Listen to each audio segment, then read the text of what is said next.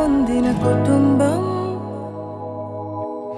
నీ సన్నిధిలోనే నిత్యము స్థిరపరచుము.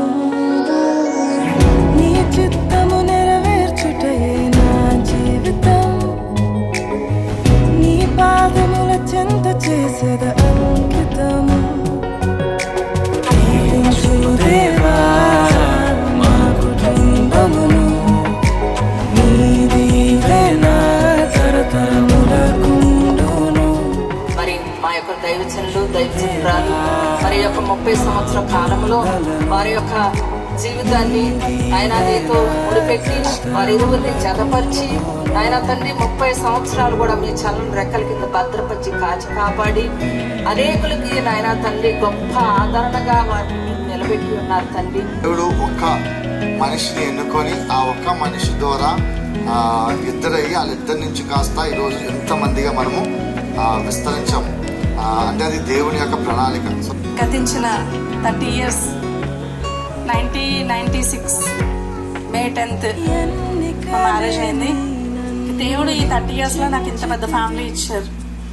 దేవుడు మా పక్షాన ఆయన కృప ఉంచి మా పైన ఆయన యొక్క జాలి దయ ఉంచి ఆయన యొక్క కనికరం మా మీద ఉంచి దేవుడు ఎంతగా మమ్మల్ని ఆశీర్వదించి దీవించి ఉన్నారు. 30 సంవత్సరాలు ఎన్ని అవమానాలు నిందలపడినా నా భర్త నాకు అండగా ఉండి నేను ఎప్పుడూ ఒకటే ప్రార్థన, ప్రభా నేను నా భర్త సహకారిగా ఉండాలి, ఇదే నా ప్రార్థన. నన్ను అర్థం చేసుకొని నన్ను భరిస్తున్నారు. ఈయన తప్ప ఇంకెవరు నన్ను భరించలేరు. దేవునికి సేవలో నన్ను వాడుకుంటున్నందుకు ప్రభువుకు వందనాలు. ఈ 30 years కూడా ఇంత పెద్ద ఫ్యామిలీని దేవుడు నాకు ఇచ్చినందుకు ముఖ్యంగా దేవునికి కృతజ్ఞతాస్తుతులు చెల్లించుకున్న చిన్న సాక్ష్యం దేవుని దేశం.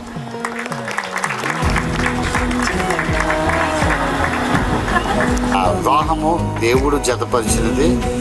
మనుషులు ఎన్ని అనుకున్నా అది వేరు చేయడానికి అవ్వదు.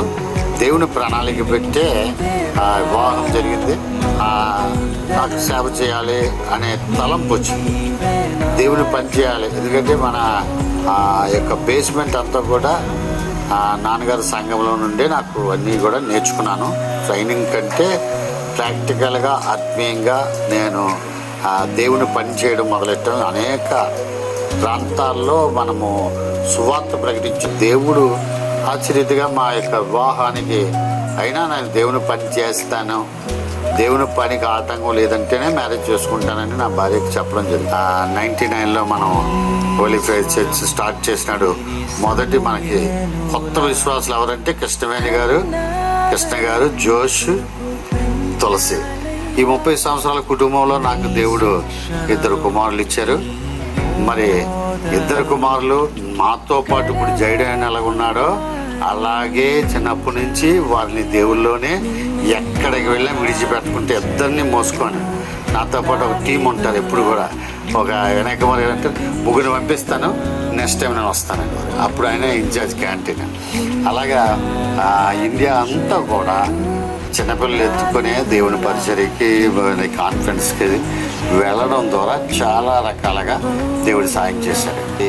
నా తల్లిదండ్రులు వారి పరిచర్యలో మనకి సహకారంగా ఉండబెట్టి ఈరోజు మనం ఎక్కడెక్కడికి వెళ్తున్నాం దేవుని పరిచర్య చేయడం జరుగుతుంది. దేవుడు ఆశ్చర్యతగా నా 2 కుమారులు దేవుని పరిచర్యలో ముందుకున్నారు. వారికి వచ్చిన భార్యలు కూడా దేవుని పని చేయాలనే ఆసక్తి ఎక్కువ ఉంది.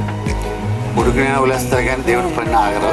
అలా ముందుకు వెళ్తున్నారని మరి ఇక్కడ ఉన్న వారందరూ కూడా మరి మన జీవితంలో ఎన్నో ఉంటాయి. మనం ఎక్కడ మనం అవమానం పొందామనుకుంటే అక్కడ మన తలెత్తుకునేలాగా దేవుడు నిలబెడతాడు. దేవుడు ఆశ్చర్యం.